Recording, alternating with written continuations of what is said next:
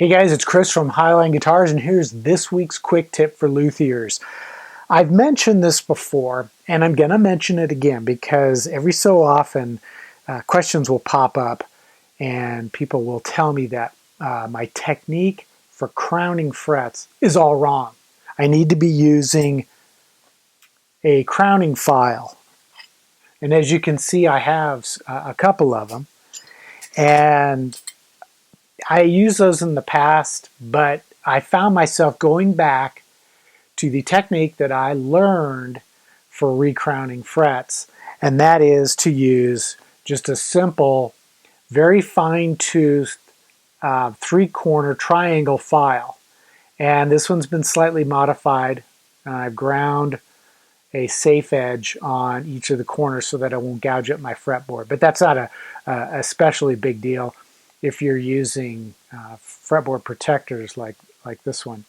And what I want to do is I want to bring you in really, really close so that you can see the technique I use to round over the top of the fret wire after it's been leveled.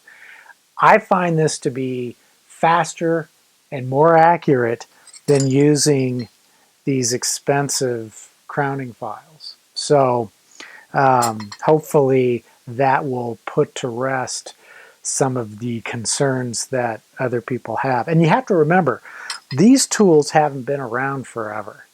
I'm not even sure when they were first hit the market, but before these existed, this is what luthiers use to recrown frets. So it's not like I'm being lazy or am trying to disparage the use of these tools.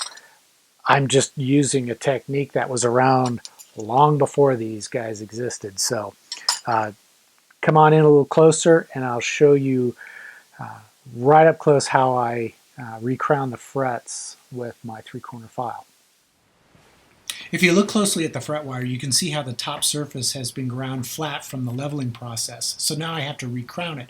And I'll do that by taking my three-corner file and I'll file along each side of the fret wire, and at the same time I will gradually roll over the file as I'm working.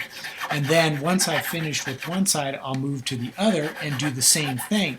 And if you look closely, you can see how that flat spot is beginning to diminish. And if you look at the edge of the fret wire, you can see how it's showing that domed shape.